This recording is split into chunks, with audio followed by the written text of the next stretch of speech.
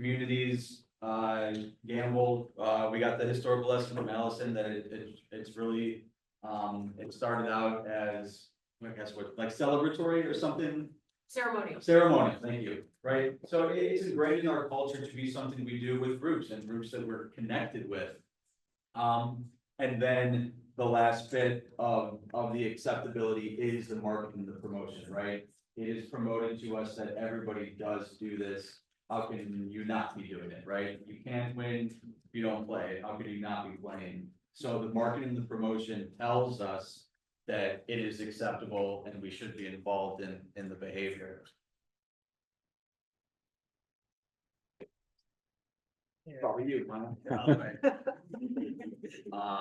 before he clicks over, did I need to wake up or something? All right, so when we talk specifically about sports betting, because that really is gambling in general, I talked about in-game and live bets. I mean, this is the new atmosphere, right? You can bet on every single pitch in a baseball game, which happens, if you're a baseball fan, every 15 seconds, right? You can bet per quarter, per half, etc. I have an asterisk on prop bets because in most states you can do this. I'll have Corey go a little bit into the ban on certain propositional bets in Ohio, but broadly speaking, these are those bets that don't necessarily impact the outcome of the game. So you probably have heard some of the popular ones that happen around the Super Bowl, like how long will the national anthem be? What color will the Gatorade be that's dumped on the coach? I mean, those are real things, right? I mean, those are bets that you can make. Oh, yeah. And then many states have just completely not sports related, but pop culture propositional bets. So I won't pick on any, but sports betting applications will have bets that you can be placed on the presidential election or on the Oscars and things like that. So you can bet what movie will win the best film Oscar. Those bets are not allowed in Ohio, but again, you know, you can hop the river and go to the Cincinnati Aquarium or the Cincinnati whatever that happens to be in Kentucky, and you can make those types of bets there, right? So it's still important for us to know. Corey, anything? Yeah, I'll just mention that, you know, if it's not consequential to the outcome of the game, we do not allow for prop bets there. So when we talk about like the length of the national anthem or the color of Gatorade or uniforms or those things that could be planned in advance, could essentially have some level of influence there. We do not allow for wagers on those specifically. We have a catalog that anyone is open to the public can view to see what wagers are approved to be accepted, those that have been outright denied, and then those that we kind of make on an ad hoc basis. I will just add that we don't allow for proposition bets on college athletes. So that is an attempt to protect college athletes from harassment for one, and from integrity issues. So we don't want a college athlete to be someone to approach them and ask them to do a certain action within a game. Because one, they're not being paid, and if they are, they're being paid through name, image, likeness deals, and the amount of money that they're being paid is not similar to what a professional athlete would be paid. So we do not allow for propositional bets on college athletes in the state of Ohio. Anyone know what a parlay is? I don't know what a parlay is. I just wanted to ask clarification. Prop bets are not allowed because of fixing. That's one of many elements why it's not allowed. Yeah. But I think more so from my perspective, the more I would say important aspect is to protect college athletes from harassment. So we received a number of reports that college athletes were being harassed from sports bettors, mostly via social media. So not only do we prevent propositional bets on college athletes in the state of Ohio, but we also have a campaign that we've recently launched called More Than a Bet.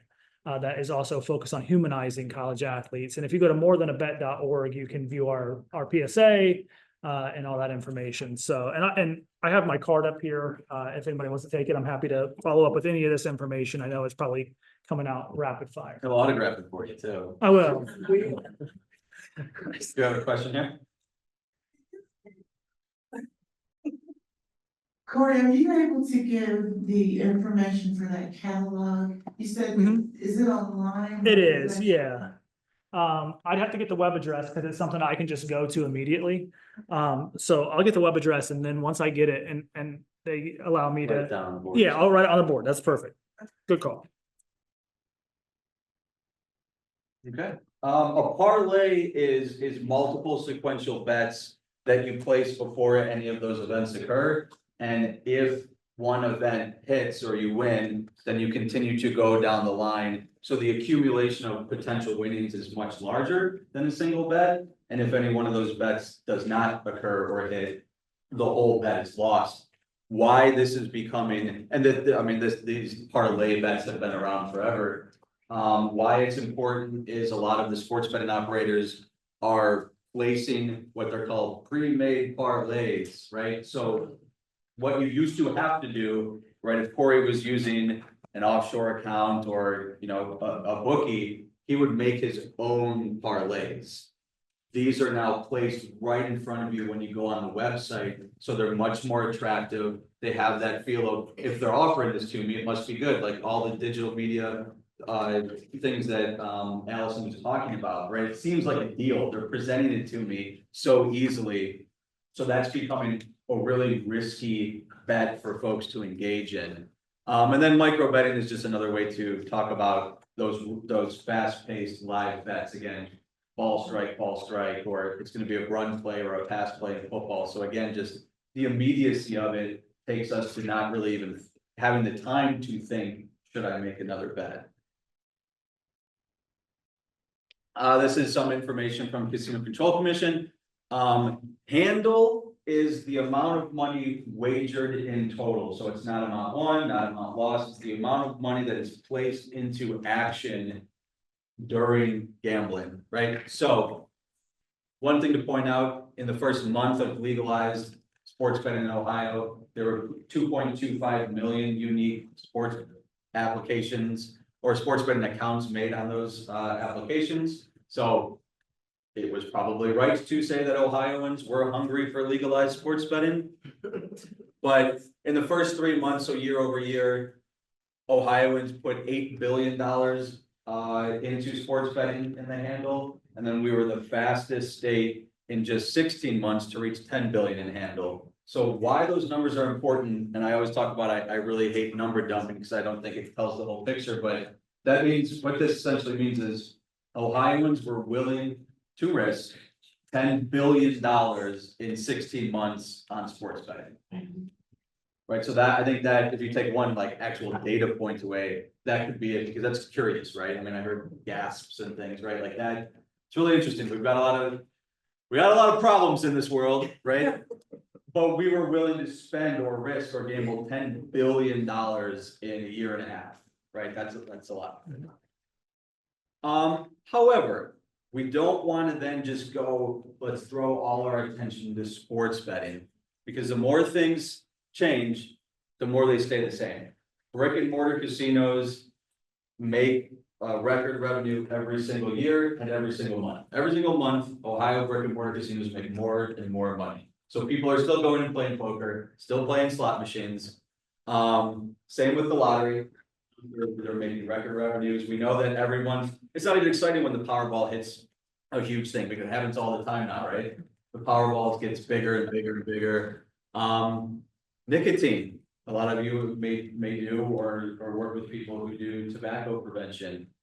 The slot machines in racinos and casinos in the state are the most profitable because they're the most played, because they're on smoking porches. And the biggest correlation with gambling of any other addiction is tobacco smoke. It's nicotine addiction and gambling disorder. Now, there are a lot of other correlations that are strong, but gambling and smoking and gambling is still a big thing. So there's a lot of stuff still to focus on besides just sports betting.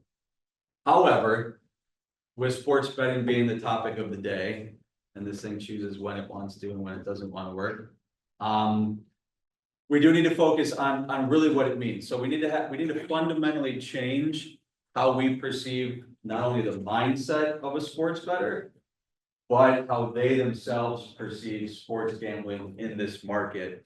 And what we mean by that is, it did get said earlier, But like, I don't gamble, I sports bet, it's like investing, or I don't gamble, I just sports bet, right? Also thinking about things like tolerance, losing feels worse than winning feels good, so a lot of individuals you're seeing. Sports betting isn't looked at as a gamble, it's looked at as almost like day trading or commodities. I'm anticipating what is gonna happen. So one, what they're doing and how they perceive their behavior isn't gambling. So how do we talk to them about it by not talking about gambling? But two, there's a growing sense of tolerance, right? If I'm perceiving that I'm gonna win, the outcome is expected because I'm so intelligent and I have my algorithms and I know who's gonna win the game, then the win is expected, which means it's no longer exciting, right? But the loss makes you plummet because not only do you lose money, but there's a sense of I was wrong. How could I be wrong? I thought I was gonna be right. So there's a lot of things to focus on here when we get into the psychology of a sports bettor. So there's some things that have you hang on, and Milan's gonna tell us about some data of sports betting, you know. Thanks, Mike. Ohio for Responsible Gambling supports the Ohio Gambling Survey, and in 2022 we did the third iteration of that. Ohio for Responsible Gambling is the Ohio Department of Mental Health and Addiction Services, the Ohio Casino Control Commission, the Ohio Lottery, and also the Ohio State Racing Commission. We also worked with the Pacific Institute of Research and Evaluation and the Ohio State Center for Human Research and Resource, who conducted the field work for that study. The Ohio Gambling Survey helps us determine how to guide the behavioral health system, whether that might be for clinical care, prevention, and other resources and information. It's quite an undertaking. It's 2 years worth of work. And it is based on a lot of the survey information that is known nationally, like Engage, that Dr. Feeney is involved with. I mentioned that there were 3 iterations of the Ohio Gambling Survey. It was first conducted in 2012, prior to the expansion of the 11 properties, the 4 casinos and 7 racinos. That provided a baseline of data of what Ohio's gambling landscape was before that expansion. 2017 was a reflection of what that expansion meant. And the 2022 survey, while it doesn't necessarily give us an idea of sports gambling in a regulated form, it does give us an idea of what it looked like before it was unregulated. But that will be instrumental, and I'll discuss some things later on about future surveys that we'll be conducting that will help us understand sports betting a little bit better. Much like the 2012 survey, this 2022 survey is very much instrumental in developing that baseline. And before I move on to the next slide, this is what the postcard looked like on the back for respondents. I'll move on to the next slide. So we aim to reach 15,000 respondents in Ohio, ended up getting about 14,000, just a little bit under 14,600, which allowed us to get approximately 300 respondents in each board area. So that's based upon the 50 behavioral health board, alcohol, drug addiction, and mental health services boards throughout the state. The Ohio Gambling Survey allows us to assess the prevalence behaviors of Ohioans and what how do they gamble, what do they gamble on, and some demographic information as well. We'll discuss that here shortly. And the instrument was adapted by the Ohio Problem Gambling Advisory Board, the Ohio PGAD. And who's attended a PGAD meeting before? We've got a handful of folks.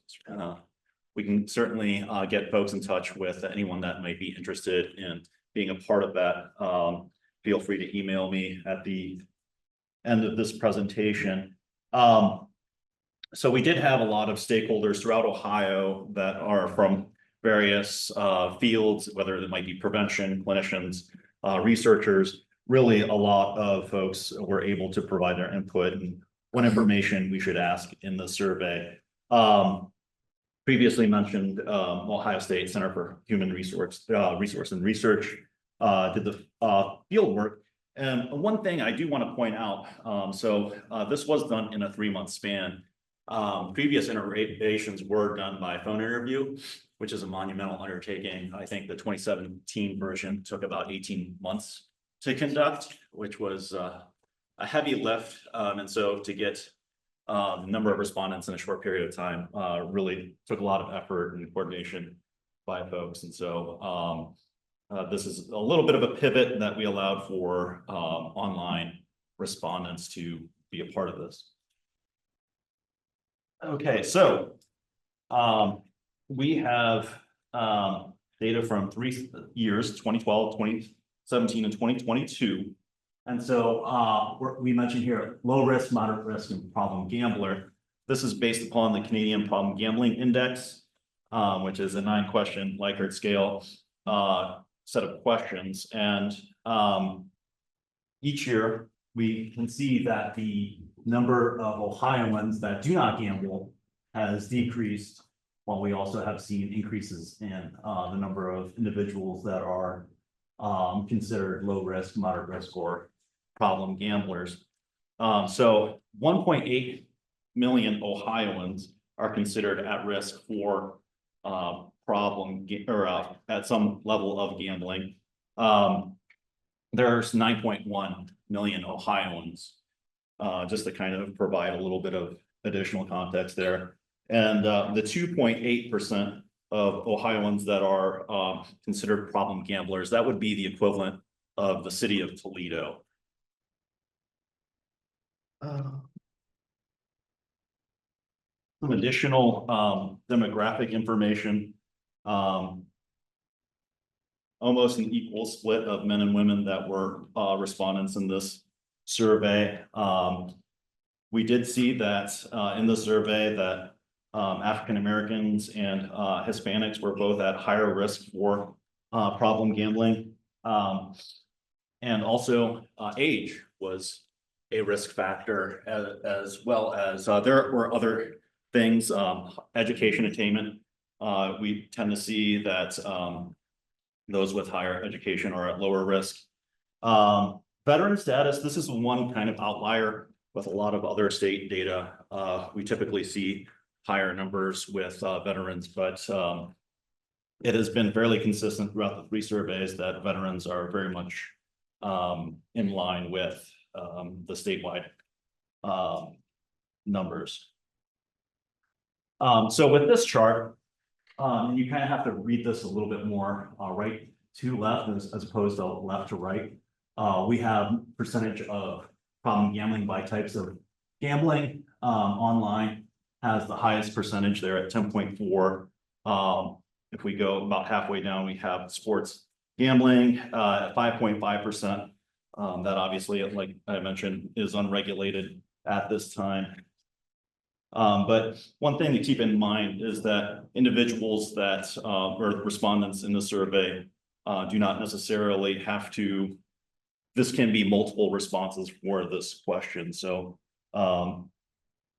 individuals that participate in one are likely to have additional gambling types that they participate in. Again, this is another look at risk level, and we kind of see an inversion here through time where the non-gamblers have decreased, and we've kind of had a little bit of a squishing in the middle here, and number of individuals that are considered at risk has increased over time. Sure. So when the questions are presented, so when it says non-gambler, are there examples of what gambling is that are provided to folks? So I think in my head, yeah, whenever it like gets to a couple billion on like, you know, like it's like, look, it could be like $1 billion if I win the lottery. Do I go buy a ticket? Sure. But would I mark non-gambler, even though that happens once every 3 years, or am I a non-problem gambler? Or does the question just say, do you gamble? No, there are specific types of gambling behavior that are outlined in the, gambling survey. And this one was sort of, kind of tells a little bit of, those are the, responses of individuals that said they engage in these types of activities. Yeah, I think it all the types and then even like the subtypes, like online gambling, and then what does that mean? That's all presented. But I think it's really good thought. It would be up to the respondent, I suppose. If you buy one Powerball ticket a year, are you a gambler? You know, I think a lot of people would probably say no to that question, and I think that's probably appropriate to say no. So. Yeah, and I think with the Canadian Problem Gambling Index, it's maybe not as in-depth as other screening tools, but or questions, but it does have enough where it can, where it's never somewhat, most of the time, always. And so you kind of have some indication too of that frequency. Sure.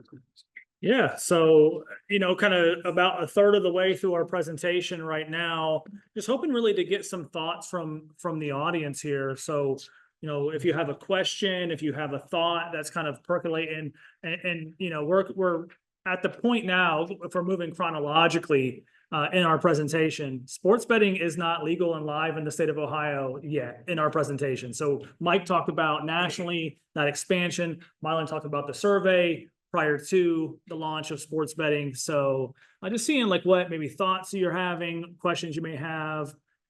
Allison, please. The financial,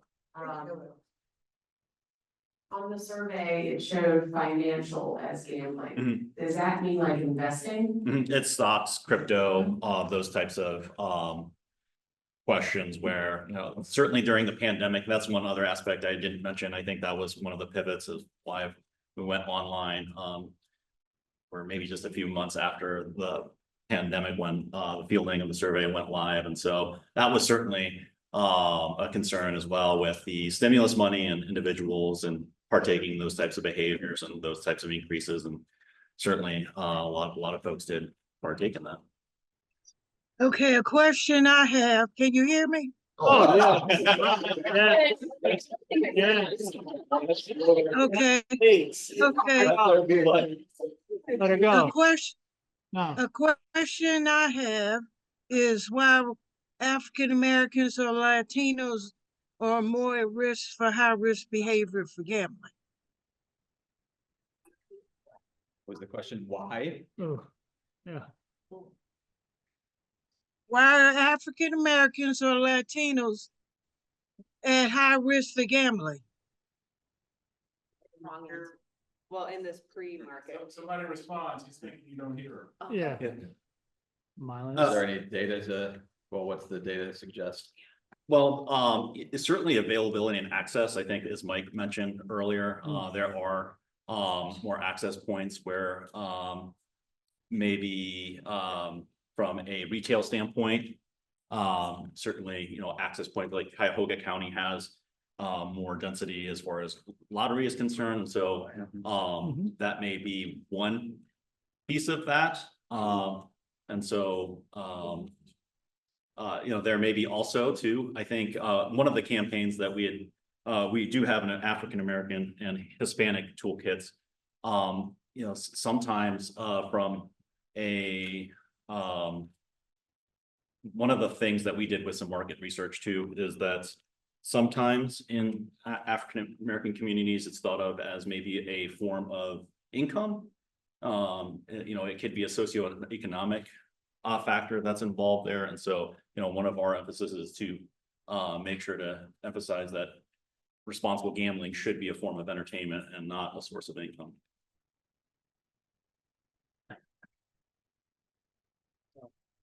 But there certainly may be other factors as well that may be contributing, and certainly would Corey, Mike, if you guys wanted to add to that. Yeah, right, and it could, and then resource seeking could be as well. I mean, if some minority groups are underserved in certain areas to access to treatment, access to prevention services. I think there's just a lot of elements to that. I think there's a lot of predatory media as well, and we know from environmental scans, locations and in which these retailers are, but they're everywhere, so there's lots of research that's being done, I assume, from that angle. The other question I had, and it was really about the Time Out Ohio voluntary exclusion. Does that work for sports betting online as well as the brick and mortars? Like when you fill that out, it's for everywhere, is that correct? Yeah, so I'll cover that. Yeah. Sorry, that was my question for later, probably. Yeah, it's okay. Okay. I'll cover it in cover depth, and I'll cover the program a little bit more in depth because I don't know that everyone understands Okay. what the program is and all that, but we'll cover it for sure. Go ahead. So when you were talking about the handle and the 10 billion that was put in play and it not painting the whole picture of, obviously that's a lot of money. And you can't paint the picture that's gonna be like an individual picture for each circumstance, each person. Do you all also have access to like how much money was brought in by these betting companies in Ohio? Yeah. Those laws for individuals, like, is there Sure. a resource you can give? Yeah. For that, that would be just great to see, like, kind of the switching of hands for money from the community to the corporation.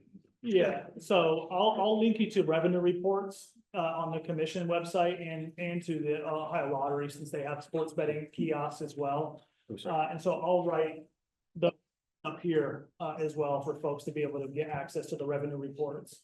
I don't think it's gonna necessarily show I mean, yeah, losses, individual losses, but it's what it's gonna show you. It's gonna show handle, it's gonna show revenue, taxable revenue, the state's portion that the state is bringing in.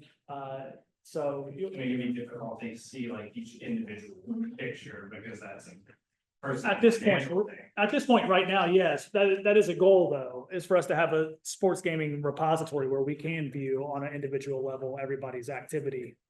But it's You guys will be able to eventually have that picture. in the future. Oh, that's great. Yeah, and when I was saying, I don't like number dumping, I mean, it's something that, the media does, so.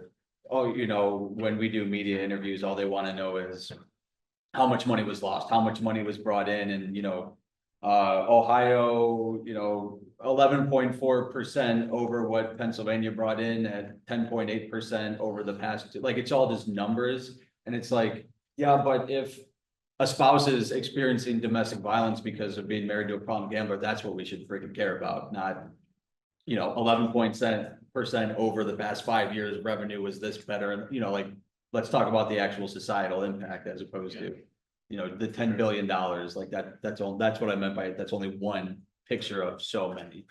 Yeah. Any other thoughts that we could write down to make sure we get to later, or things are just percolating that maybe even don't have an answer yet that we can continue to flesh out?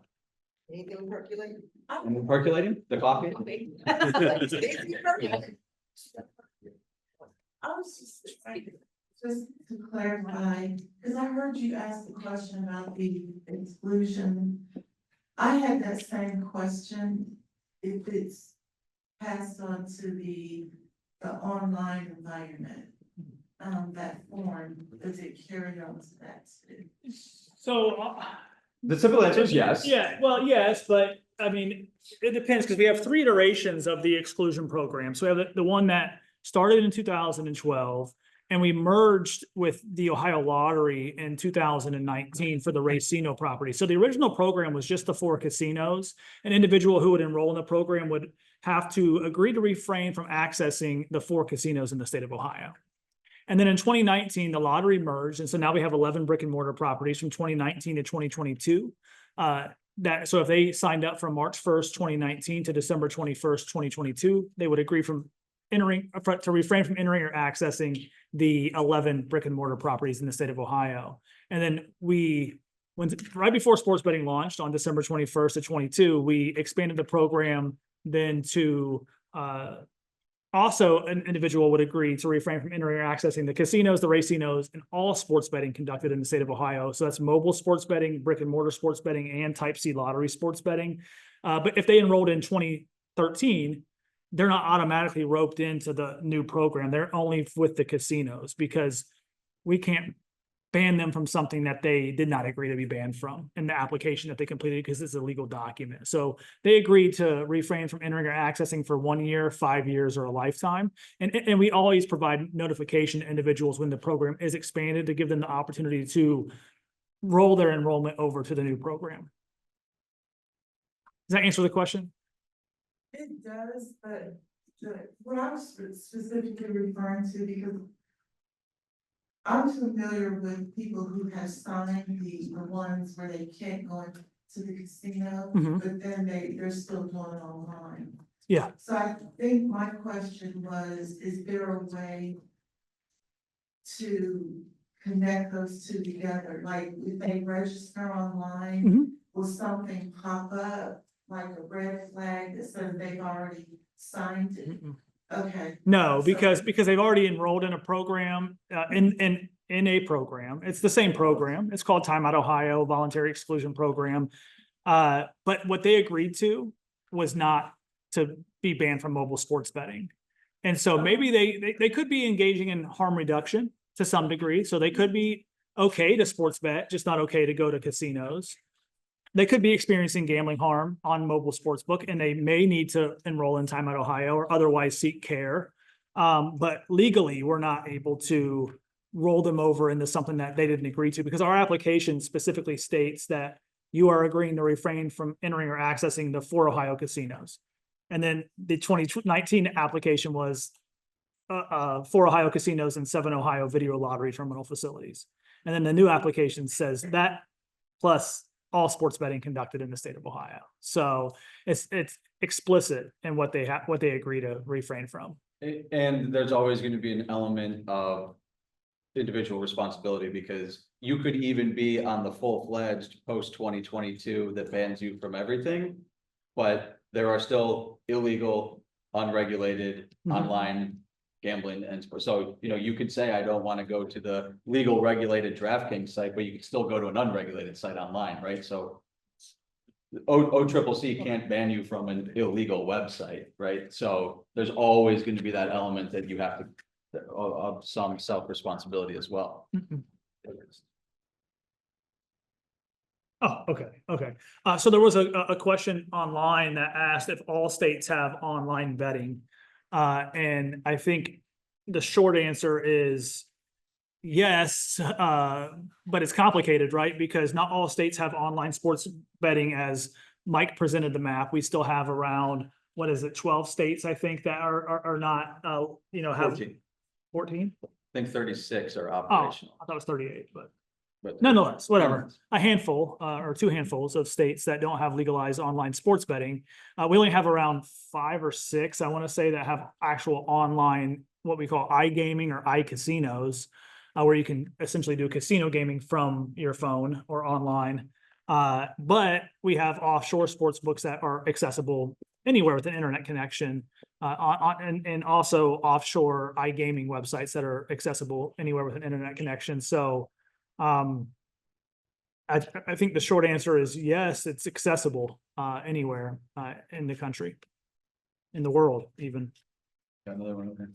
So I think this is probably a parking lot question or just thought. So after the woman who was on Zoom proposed a question about, okay, well, why is this so for Black and brown populations? What are the efforts that are being made to ensure that those who are holding gambling endorsements or providing services or prevention or curriculums are culturally competent and are including things like systems of oppression, how we are advertising to those populations, and how the intersectionality of race is showing up in this part of treatment?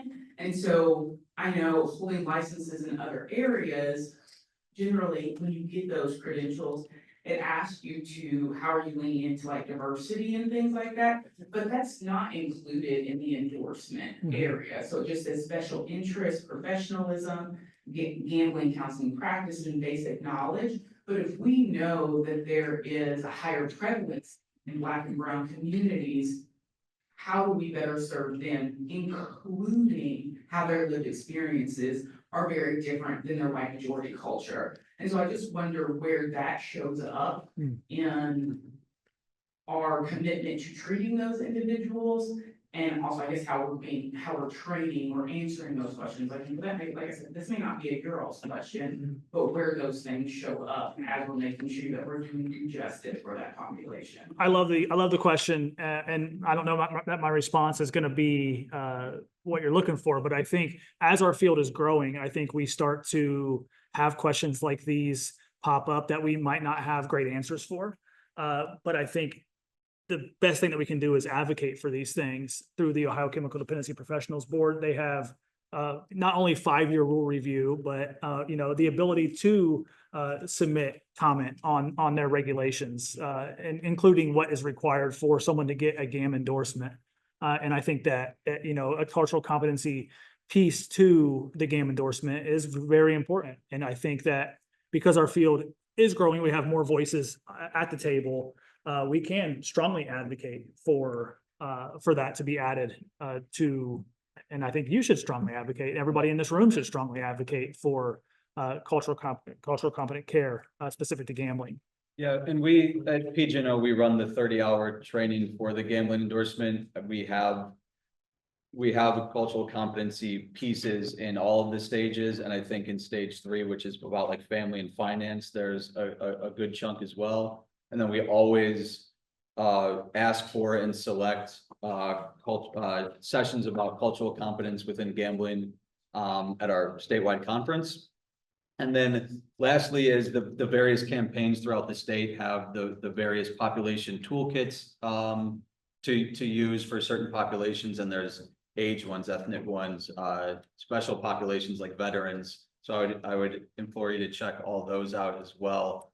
And like Corey said, just advocating. And I think another big thing is, if you're familiar with NCPG, the National Council on Problem Gambling, they have their agility grants, and those are specific to underserved populations. So it's not super local, semi-local to the state at least. I mean, I know Lorain County UMADOP got one last year. I think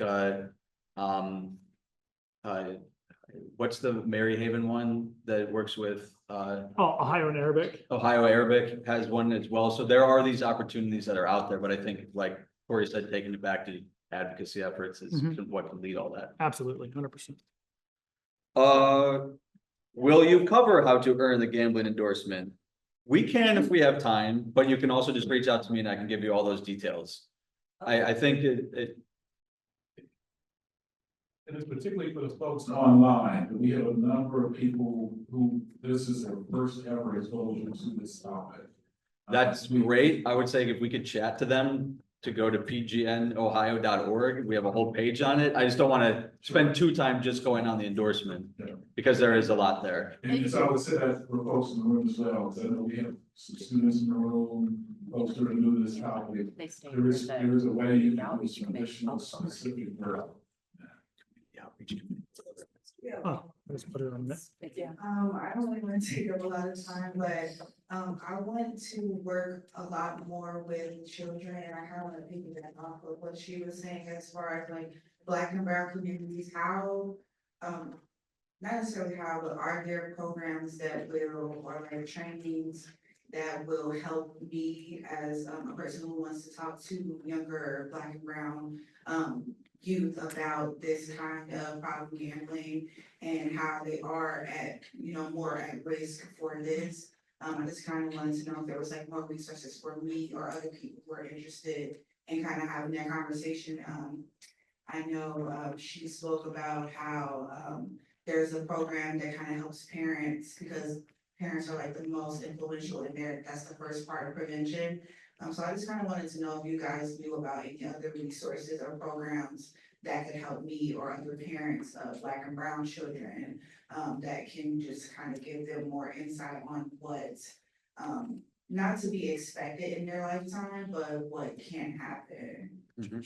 I would say everybody in this field is very altruistic. People are so willing to pass over data, programs, curriculums, just hand things over. So I think it starts with some of the evidence-based stuff like Stack Deck and other things that Allison has shared. And then using elements that you think are transferable, but then creating some of your own that are transferable to your community and the people you're working with. But what you can also do, I would go back to the agility grants. I would go to NCPG, their website is ncpgambling.org, and look at the list of all the various agility grants that have been given out. Because again, those grants are specifically for problem gambling prevention with, marginal or underserved communities that need support, that need resources, that need tools. And the individuals or communities that get those grants often develop curriculums or toolkits that are available. So I think there is a lot out there. We just kind of have to tease through it all and look for it, but also opportunities to create as well. So I think that's something that we are blessed with in the state. We have funding for these types of services, and we're always looking for opportunities to fund, right? So, I mean, we could partner and work together and see what gaps are out there and what needs to be filled to fill those gaps. And just to add to that, you mentioned parents having conversations. We actually have a toolkit called Change the Game Ohio. And Corey put the website up there. So that's for youth, educators, and parents. And it enables parents to have those conversations with their children about gambling and educate themselves to learn more about the issue and what resources are available. And so I think it's an excellent opportunity to build upon that, because we know in youth prevention, 66% of youth that are engaged with their parents about having those types of conversation are less likely to do substance abuse types of things, and that relates to gambling. And so changethegameohio.org is an excellent resource that we encourage everyone to utilize. Also, I want to mention too, for at-risk youth, we do have a program that we're currently going through evaluation with the Dayton UMADOP called Risky Business, and we're hoping that in 2025 that renewed version of that would be live. So that's also an opportunity to maybe change outcomes as well. So sure. Hi, everybody. Okay. I just wanted to know, let me tell you about. I plan on visiting the websites, of course, and looking to get my own information and stuff, but I wanted to know if you personally have been on there, and is there anything on there that kind of, speaks in plain language that's easier to give to children rather than we have to filter it ourselves in order to get them to understand it better. Yeah. So one thing I will say, Change the Game Ohio is a collaboration of our Ohio for Responsible Gambling partners, and Corey and I are on bi-weekly calls along with the Ohio Lottery representatives, and so we're able to provide input. But with Change the Game Ohio, one thing I do want to mention is that we reached out to the field. We talked to actual preventionists who are actually doing the work to get their feedback and what would be beneficial. This is the second iteration that we've had. I think the website launched in 2017, and we just renewed everything. And it is something that has not only our overview, but also those in Ohio that are in the field doing prevention work. Also, there are resources. There are lots of resources, not only for adults and parents and educators, but there are resources for youth. So I think there are things there to equip all three of those sectors really to have a more informed and knowledgeable viewpoint of not just gambling, but also gaming and other types of issues that youth face today. We got one more back here. Yeah, so when that came up, the African American community, I looked it up because I remember seeing some information. Okay. And I came up with something just, it's on Cambridge, which is a behavioral health place that they're doing. Kindbridge, Yeah, we know. We're familiar. So, so they have,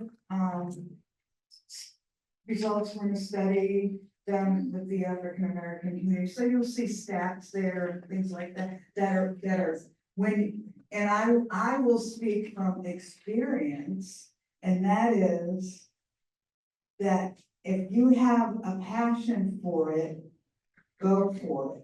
And for me, that means if you know you're doing kids, anything that works with kids is still gonna, at some level, work within specific communities. You can go and ask, how'd you get in there? What did you do? You know, you go to the community councils, you go to the PTAs, you go, that really is something that you as an individual with passion, because this is still a fairly new field. So you're not necessarily going to find people from other places that are doing it and have done it, addictions, right? Okay, things like that, you know what I'm saying? But however, if it's really a passion for you to do the gambling aspect of it, then it is. Talk to those people, what do they do to get in there? Get on, go to the, school board meetings, go to the diocese and the Baptist, churches and things, things, all that kind of stuff that we can do, and we should have to bring them in. Can I just say one more thing about that GAM thing, real quick? About the GAM thing? Yeah, the question. Sure, then we gotta move on That's because fine. we're running so I behind. understand. So, part of this coalition has a community engagement, committee. And some of those things are done there, as well as the GAM and prevention process. We can help you with that, as well as direct you to PGN now. That's it. Thank you so much, Sandy. And look at McGill University too, they have like an International Center for Youth Risk Behaviors or gambling, they have all sorts of information. Dr. Karavinsky connection. All right, very good. We'll continue on. So now we're gonna get into Ohio sports betting specifically. So now sports betting is legal and live in the state of Ohio. So why do we care? Why are we concerned? Well, one is this graphic here. We know Mike has told us that access is going to increase, and I'll show how access has specifically increased. And we know that when access does increase, then that it's likely that more individuals will then participate in that activity, logically speaking. And then as we have more individuals or a higher percentage of individuals participating in sports betting, then it is also likely that we'll see a higher percentage or a higher prevalence rate of individuals experiencing gambling related harm. So that's kind of some of the presentation that I'm going to do here is just what access and availability looks like in the state of Ohio, specific to sports betting, some preliminary or some basic data on what participation looks like, including some of the numbers that Mike's already covered. And then we'll also then get into what's the potential for problems here? What are the trends that we're seeing specific to sports betting in the state? So before I cover this next slide and look at access and availability, I first want to just contextualize why our market in Ohio looks the way that it does. So to do that, we have to go back to 2009 when the casino legislation, ballot initiative, constitutional amendment was passed. It allowed for 4 casinos to operate in the state of Ohio. They're still operational now. At that point, they were owned by 2 companies that were based outside of the state of Ohio. And as a result, I think our legislature received a lot of backlash. And even though it was a ballot initiative, maybe government in general received a lot of backlash because these were not benefiting Ohio-based businesses. Gaming was not benefiting Ohio-based businesses. And so with House Bill 29, which was the legislation, the sports gaming control bill, they took a more open market approach to try to benefit more Ohio-based businesses. And what that ultimately ended up doing was leading to the largest expansion of gambling in our state's history, but also the largest single-day launch of sports betting in our country's history. So just wanted to provide that context as to why sports betting looks the way that it is. It's not the commission that's allowing this to happen. We're just following the law.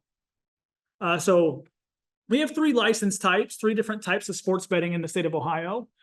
This is retail sports betting. We call it type B sports betting. We currently have 15 operational retail sports books in the state of Ohio, 4 that are located at the casino properties in the state of Ohio, 7 that are located at the racino properties in the state of Ohio. And then we also have 4 more that are standalone that are connected to professional sports organizations. So we have and quite a few down here in the Southwest Ohio region. I think it's 5 in the Southwest Ohio region. We also have Type C sports betting. This is lottery sports betting. These are kiosks that are located at bars, restaurants, bowling alleys, grocery stores. In order to qualify for a Type C lottery host location license, an entity, a business would have to be a lottery retailer already. They have to have a retail license with the lottery. They have to already be selling lottery products. They have to have a specific on-premises liquor permit, and they have to receive a recommendation from the Ohio Lottery. And we currently have over 750 of these locations spread throughout the state, mostly concentrated in our metropolitan areas. But, you know, we do see quite a few dots sprinkled throughout.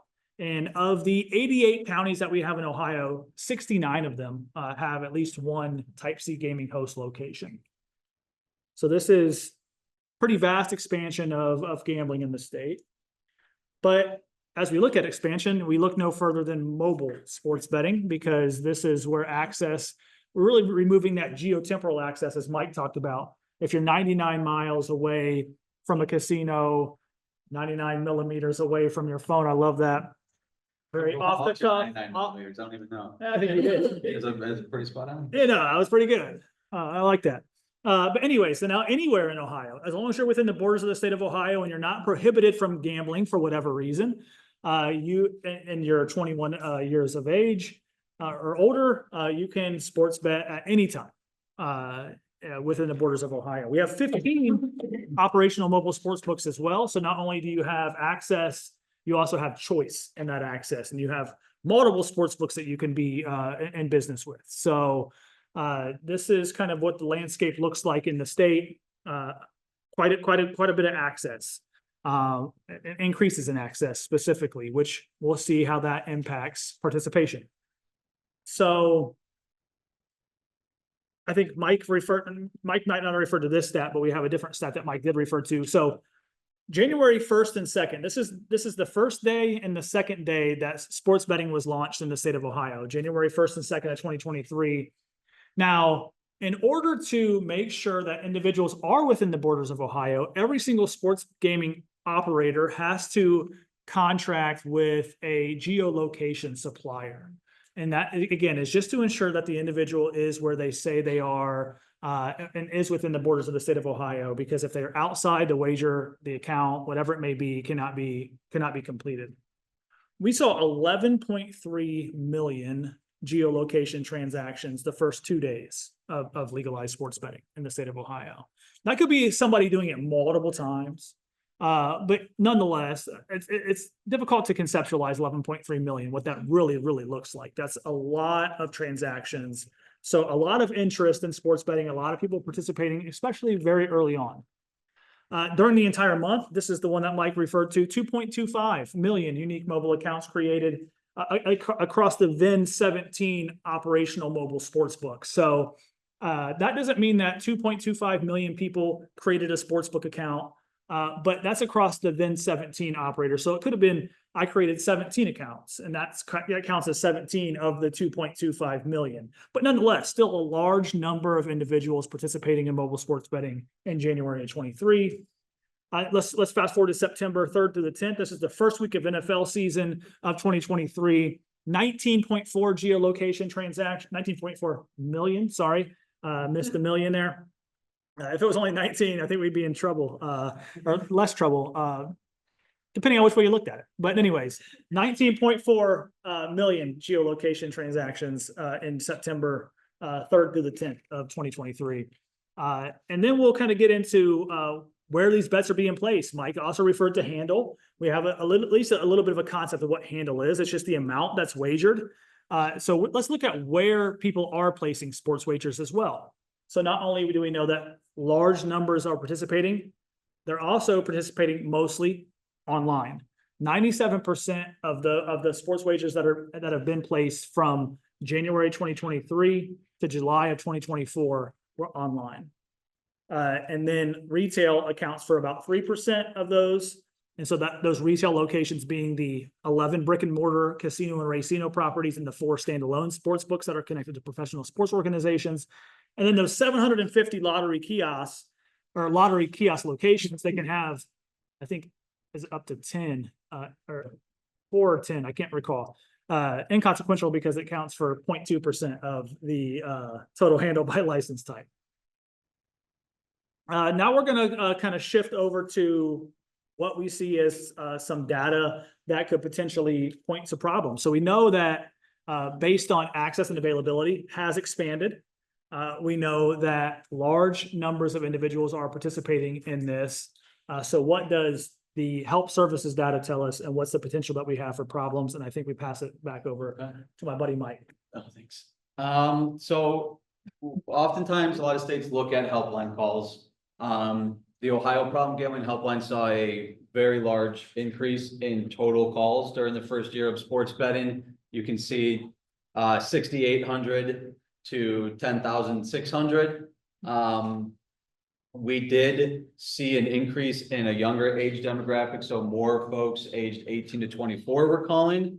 Many more males, and this, I mean, this might, like, that might not be surprising, but what might be surprising to people is that for many, many years, the gender demographic of callers to the helpline was actually almost 50-50.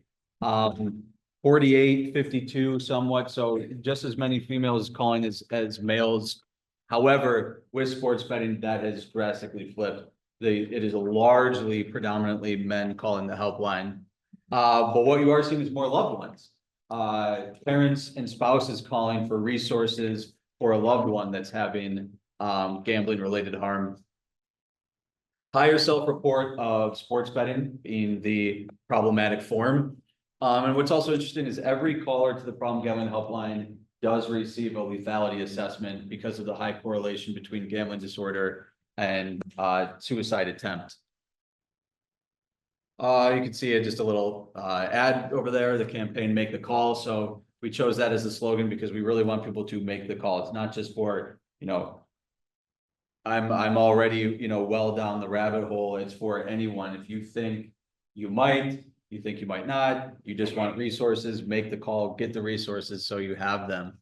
This is a monthly report we get, and it's 20 pages. This is just a snapshot of it, but it's just to show a little bit what the data looks like and for you to see along the bottom over time. So these numbers per month before sports betting were around 400 or 500. Like 550 would be a big month. We'd be like, whoa, what's going on here? You know, maybe you'd see that first week of NFL or after March Madness. But you can see consistently, it wasn't just that first year, but into 24. So into the second year, we're still in the 900s, 800s. So the numbers are much higher than that 450 to 500 that we saw for a decade every month.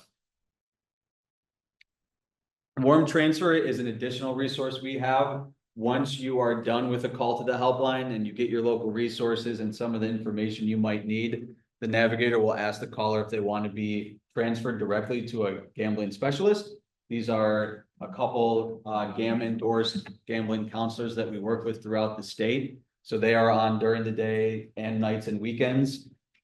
You can see how many individuals took advantage of that over the past couple of years. So 314 this past year, which is a lot more than where we were a couple of years ago when it started. So I think people that are calling are kind of more ready when they call. They're kind of ready to get connected as soon as possible.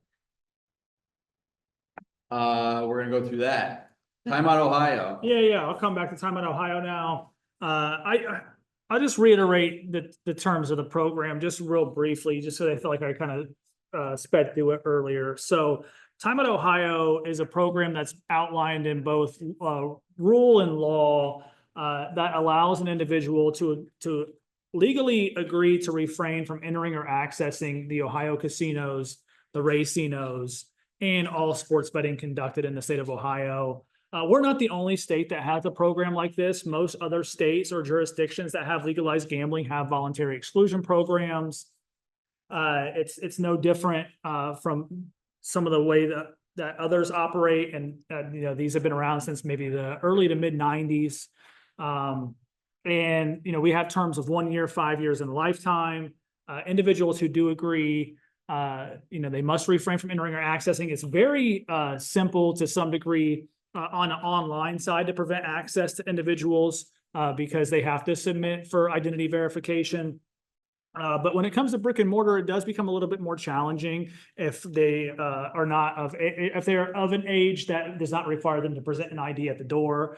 We do see where this is not a perfect program. Individuals do sometimes find ways to circumvent, and you know, we do have some stringent consequences potentially for individuals who violate the terms of the program, and these are still things that we want to learn more about on their efficacy, on if they are appropriate still in 2024. But as of right now, individuals who violate the terms of the program would have to surrender anything of value that is either turned into a wagering instrument or attempted to be turned into a wagering instrument. And they could also be charged with criminal trespassing for violating the terms of the program as well. As you see, based on the 2022 versus 2023 versus 2024 data, we do see huge increases in enrollments. A 25% increase year over year from 22 to 23. And, you know, we haven't quite hit all the months of 24 yet. We still have a few left, but we have seen increases there as well. Around a 10 to 15% increase from 23 to 24. So still seeing more individuals agreeing to prevent their access to sports betting. So the 2022 data is before sports betting went live. And so 2023 is really where we got to see a lot of a higher enrollment based on the Time Out Ohio program. One last thing I'll cover specific to Time Out Ohio is that we rebranded it. So it used to just be called the Ohio Voluntary Exclusion Program. Very governmental name, very unfriendly, to some degree, very stigmatizing potentially with that word exclusion. No one wants to be excluded from anything. No one wants to agree to be excluded. So we changed it to Time Out Ohio. The terms all remain the same. And we also have an online enrollment portal. So prior to sports betting launching, an individual had to go to a casino or racino to enroll in a program to stop going to the casino or racino. We learned from our short-sightedness, and now we have an online enrollment portal. Individuals who maybe are at a casino or racino already can enroll at a casino or racino still. But now we have an online enrollment portal where people can enroll on their phone, their tablet, their computer, anything that has a device. And really, it's like a barrier. You know, we're trying to balance friction and risk here with, you know, eliminating some barrier to entry while still maintaining program integrity. So we have a very robust identity verification process to ensure that an individual is who they say they are, because this is a voluntary program. Individuals have to, you know, voluntarily come to this decision on their own. They have to not be forced, coerced, or it cannot be enrolled by somebody else. And it's just kind of how these programs work in the States. Can I ask you a question? Absolutely, please. I'm pretty loud, I probably don't think that. So the Time Out Ohio, people that are, sorry. I'm a social worker, so I'm not like. So the Time Out Ohio, it's voluntary program, but it has such a severe consequence of criminal trespassing. Yeah. If you try to go in. Is there anything like less than that, like, can like they decide to go to a class or something for counseling versus, hey, you are criminally trespassing now? Yeah, that's a great point. And I think, again, as we're all advocates in here, I would strongly suggest advocating for something like that. I think it's something that other states are trying to have done as well. I think the state of Michigan currently required or has the ability to do like treatment in lieu of, similar to like how drug courts may work. So I don't understand, like, because this is voluntary, like, can a person, like, what is about withdrawing, or you can't? you can't. No, so it is a voluntary program. You voluntarily enter into it, but once you enter into it, there's no early removal process. You have to wait that 1 year, and it's an active removal process. So you have to complete an application in order to be, and it's not like we're going to say, okay, let me look at, you know, Susie Q's application, see, look her up, see what's going on with, if you complete the application, you become removed from the program. What is the turnaround time, like if you just commit to a year, like what if someone goes to the casino like that next day, right? After the 1 year? No. So, because data sharing, so we have to provide this data to the casinos, the racinos, and the sports books. And by law, we have to give them 7 days to update their records. So they can go the day, let's say they're in the program for 1 year. They can go to, or they can go online and complete it. But then we send them communication that they've been removed after that 7-day waiting period. And we are working on some things too, like a removal video to provide more information and let individuals make that informed choice and if returning to gambling is the best fit for them. So we're being very cognizant in a lot of the things that we're doing. And is it like spelled out to them that like when they're signing up for this program that if you violate this, you could get charged? Yes. Okay. They have to agree to a number of terms and conditions. Yeah, it's a legal document. It's very. For the people in the room, there's a flyer in your packet on that. And for the folks online, we just posted that. Yeah. Well, in terms of this resource. And this program's not for everyone. I mean, the way that we attempt to position this program is it's for individuals who are ready to abstain from the forms of gambling that are included in it. And it's not necessarily for individuals who may be meeting the diagnostic criteria for a gambling disorder.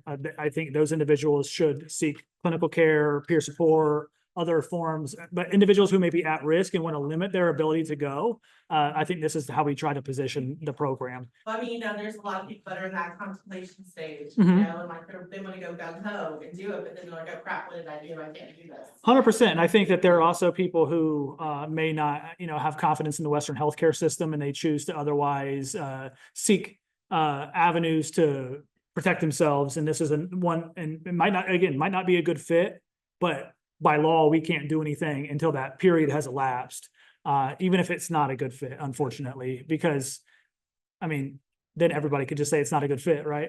Yeah, and I think what's important is this is one resource of many that people can choose to utilize. This is not hugely marketed. We work with the helpline. We train the navigators to not mention this. If the caller says, I've heard about this, I'm thinking about it, then provide the resources, because like you said, somebody could go on a binge for 3 days, Monday morning, realize they're devastated, call the helpline. Well, have you excluded yet? And they might do it, right? Because they just experienced such harm so quickly. So they bring that up if the caller brings it up. And in a lot of our treatment trainings, we would talk to clinicians about doing the same thing. Let the client say, I've heard about this resource, I think it might be for me. Then discuss it if that's a route they want to go. Again, just, oh, you want to stop gambling, you're here for treatment, you've excluded for the rest of your life, right? That would not be the way to go about that because of some of the consequences. And to be honest with you, I don't want to see this. I would rather see lower numbers of individuals who are enrolling in the program, even though it's one that I manage, because that means lower individuals who may be at risk or experiencing some level of harm. So. I've had 2 clients as a clinician decide to take this option. One that was dealing with sports betting related harms, and one that was actually brick and mortar related slot player harms, and they brought it to me as well. So it was easy to manage. So jumping into Gamban now. So Gamban is internet gambling blocking software that Time Out Ohio has entered into a partnership with. So we talk about how does the Time Out Ohio program work? It's all or nothing. You have to agree to everything. And so because of that administrative burden, or because of that burden to some degree on an individual, and because these programs, as we are talking about them now, are so nuanced and so difficult to describe to an individual at a level that they may comprehend everything that they cannot do. We entered into this partnership with Gamban to allow for internet gambling blocking software. So for anyone who does not wish to enroll in Time Out Ohio, or if they do wish to enroll in Time Out Ohio, but they want additional layers of protection, we have Gamban available as well. So this blocks up to 100,000 gambling apps and websites. We have from 6-month to 5-year licenses available for individuals in the state of Ohio. And just wanted to share just some brief data because it is very brief. We haven't had it very long. So we saw 293 visitors to the Gamban website that's linked to Time Out Ohio in calendar year 2023. We launched in May, just to be frank. But we saw 94 of those licenses used. These were 1-year licenses at that time. Since then, calendar year 24, we saw 235 visitors and 142 licenses used. So we do see this service starting to get a lot more uptake as well, where individuals are banning their access to, and this will ban all legal and illegal sports books in the state of Ohio. We'll ban all access to online poker, social casinos that Allison was talking about. If it's skinned as a casino, Gamban will block it.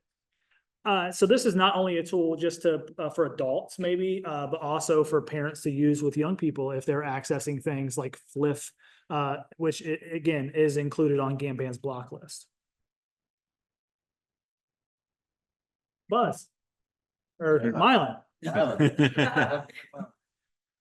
So some of this information actually crosses over with Mike's presentation. The only distinction I would make with the helpline, I'll mention 2 things. This is state fiscal year. I think Mike had calendar year information.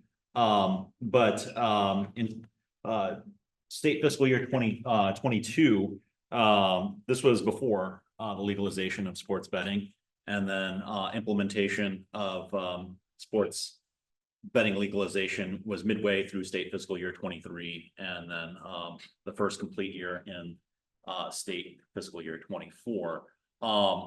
The other thing I wanted to mention, we saw the increases in the number of warrant transfers. Those have increased greater than the number of helpline calls. And so that's an encouraging sign that individuals are seeking more help. Just to quickly go over some of these other numbers, and I'll just discuss some anecdote here. We have seen relative consistency, perhaps in state fiscal 2022, still kind of at the tail end of the pandemic and some of the consequences from the pandemic into sports gambling legalization, and then first full year. Very consistent with the number of individuals treated. With our problem gambling advisory board, we did have a number of clinicians discuss what sports gambling consequences would be, and that there would potentially be up to a 2-year delay in seeing changes in how individuals, maybe an uptick in the number of individuals that may be treated. So I think this is kind of a stay tuned type of topic. Also, one thing I want another anecdote that was discussed, individuals that were in recovery housing came together to watch sports games together. And so this is a concern that now potentially individuals that may be at risk are now bonding over something that may potentially be another problematic item. So those are just some anecdotal aspects I wanted to quickly mention. You also say anecdotally as well that we hear that the majority of clients that are coming in to treatment in specific locations around the state are coming in specific for sports betting. And I think that it's starting to happen a little bit sooner than we maybe anticipated. But I think we're doing our due diligence as a state to expand access to care through the Ohio Gambling Telehealth Network and through workforce development initiatives. Kind of, yeah. Click again. Yeah, click again. Okay. Yeah. All right, me again. Yeah, back to you. So I did mention, one question, please.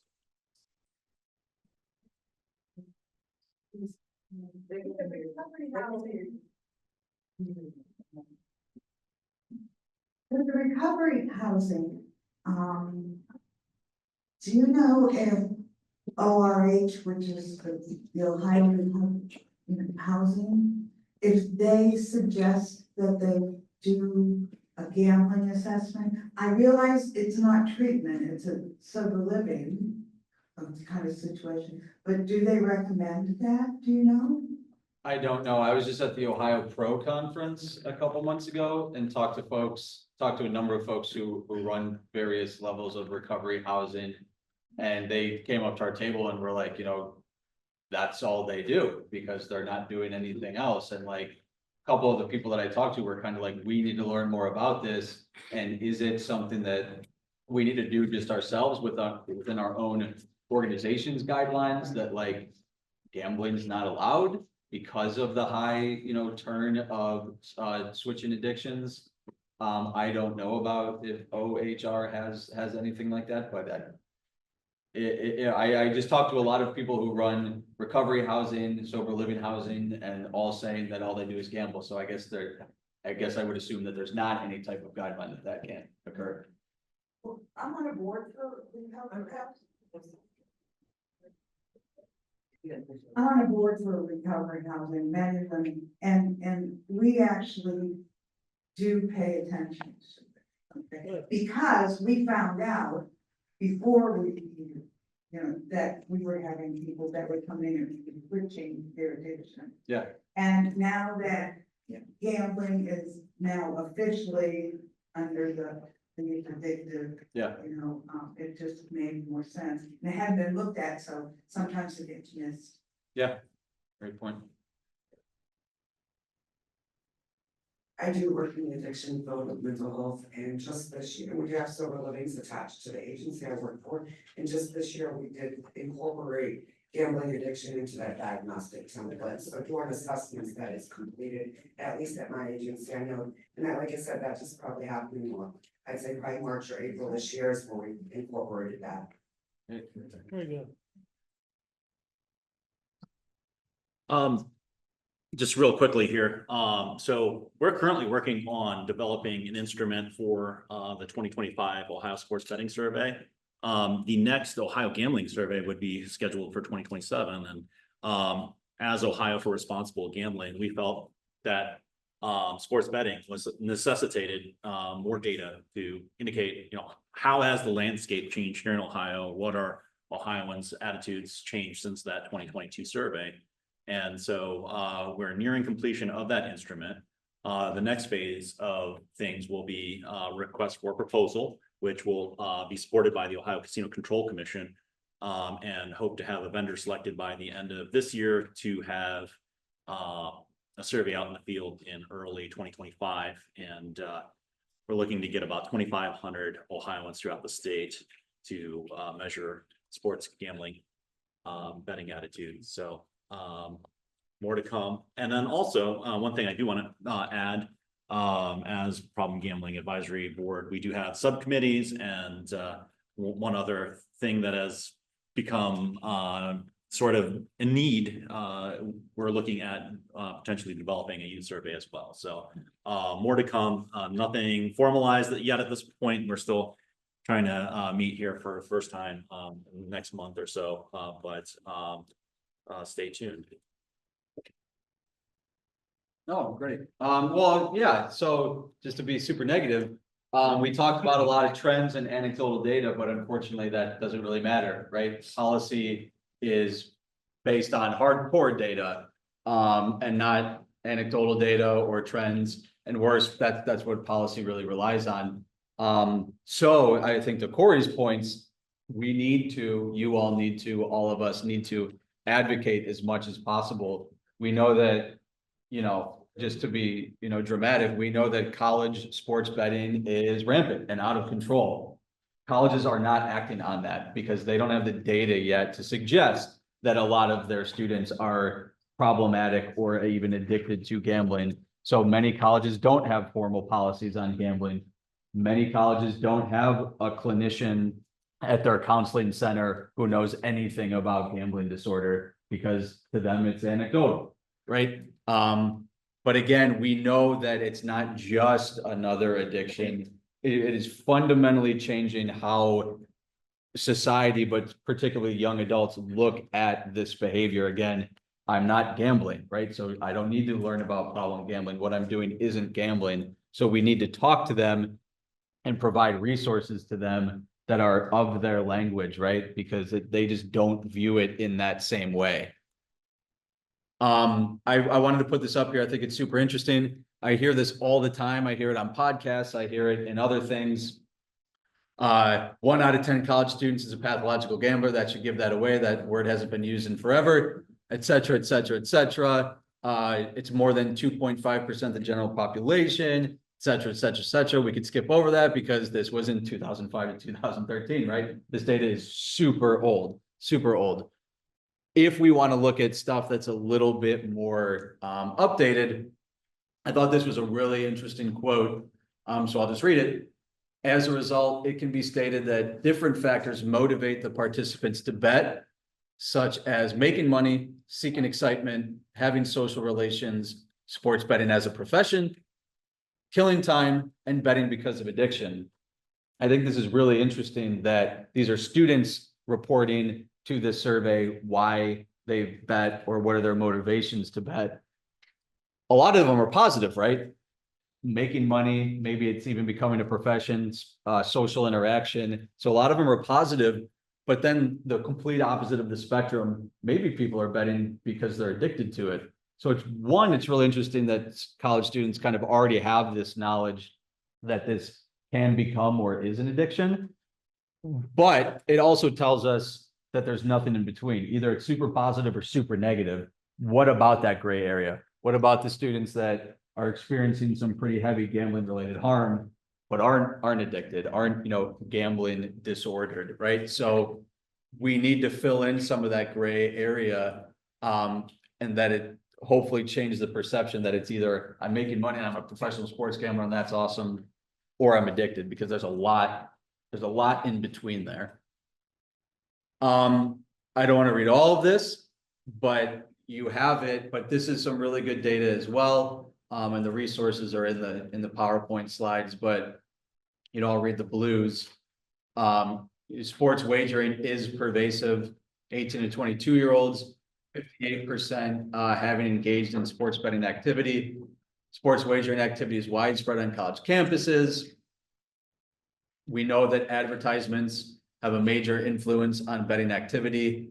But the big one, I think, is problem gambling shows up in this population. 16% having engaged in at least one risky behavior, and 6% reporting that they have previously lost more than $500 on sports betting in a single day.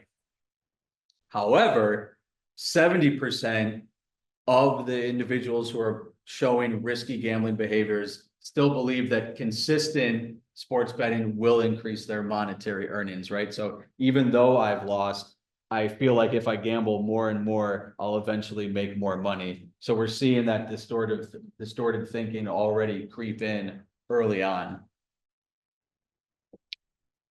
Some take home so we can get to some final questions and get out on time. We know that data suggests college students are engaging in sports betting at really high rates. The same data suggests that there's limited awareness on potential for harm. We haven't seen much activity. Oh, no, of course, we have at the University of Cincinnati, of course, right? Seeing that they are acting on this, but a lot of other colleges aren't yet. But we do need more research, because that's what drives policy. That's what drives resources. We do need more research. But when working with these institutions, when working with your institutions, I always show this image over here. I think, and something that I mentioned earlier with the toxicity language and comparing it to esports, when working with colleges and universities, we need to tie this message to what they already value. So is that mental health? Is it esports? Is it suicide prevention? We can tie the gambling message in with all of these things. So what is the mission of the college or university we're working with? What programs are they maybe already focusing on? And let's work with them to add this gambling message to that, because that's where you get buy-in, that's where you get sustainability, and that's where you see impact. Corey, before we get to questions, so you can say real quick. So we have a webinar series that we're doing October. I don't even know it. Three Thursdays in October. I can't remember the dates. I think it's the 3 middle Thursdays in October. And this is on 3 programs that we have partnerships with in Ohio. These are free. They carry 1 CE a piece. And so you can register. They're virtual as well. And so one is on Gamban that I spoke about. Perfect. one is on GamFin that we did not speak about, and one is on Recover Me, which is an app that we haven't discussed, but we'll be happy to have you all attend and learn more about these partnerships that we have as a part of Time Out Ohio. I think they're gonna be from 10 to 11. Thank you so much. Tammy. This is the evaluation for today, so you can snap that as well. And then while you do that, I guess we'll take a few more thoughts or questions to round out the morning. I just first want to say thank you to everyone for not only listening, but challenging. I think sometimes, as we look at the country, Ohio is among some of the best as far as the states are concerned with regulation, with services. But we still have a lot of work left to do. And it's not just related to sports betting, even though sports betting is a huge piece of it. I think we have a lot of work left to do on the prevention side, on a clinical care side, and specifically as we look at communities of color.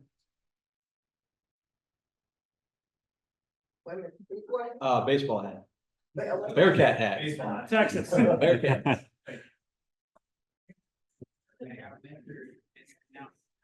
These questions have to do with gambling.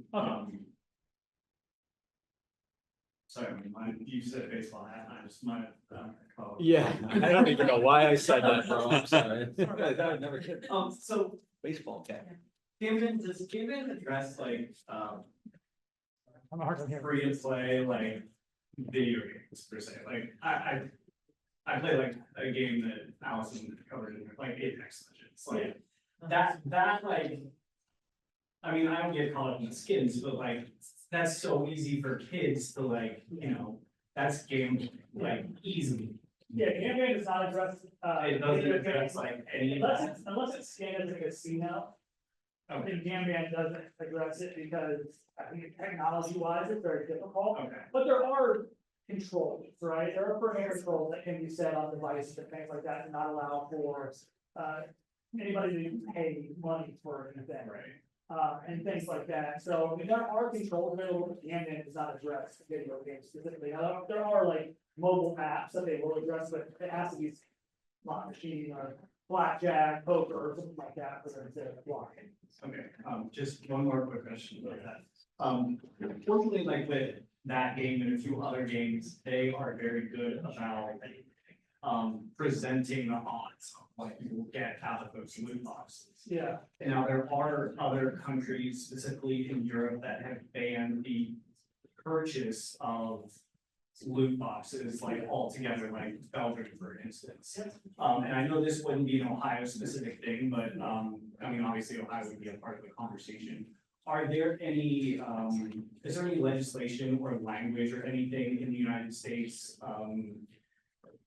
or even talk about banning like the purchase of gambling for those loot boxes where you are to chance of like when it's specifically involved with kids? I mean, I know I'm in my 30s and I play these games, but like those games are cartoons designed for kids and these kids want these items. Like, is there any discussion about any language policy where money is removed from these conversations, so these kids can still have these loot boxes, still like, I know there's a little bit of like grooming with that conversation because they're still practice gambling, but are you aware of any language or anything around that? I'll say I'm personally not aware of any like federal legislation that's currently that has anything specific to loot boxes. Allison, you think for you? Either. Allison would be the one that would have the most beat on the balls there, since she does so much work specific to young people. I know that Congress was suggesting a review. That was back in 2020, I believe, but there hasn't been any legislation. Now, there has been the Child Safety Act that's been created and going through legislation regarding some of the advertising practices. But I don't know how that's played out yet, but I mean, it's on the minds of legislators in terms of overall digital media, but not specific to loot boxes. Yeah, I think I would just strongly advocate to continue to educate parents, advocate for these to be regulated in a more stringent way. Thanks. Thank you.